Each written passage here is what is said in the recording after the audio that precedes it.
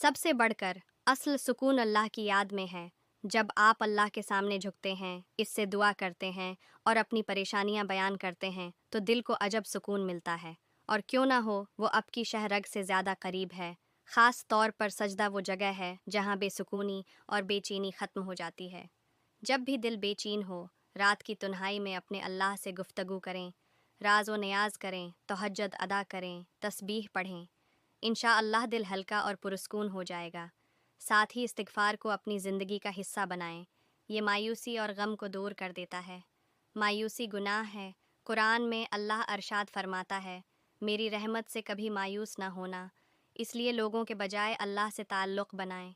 लोग सिर्फ़ बेसुकूनी देते हैं, जबकि अल्लाह दिल को सुकून अता करता है।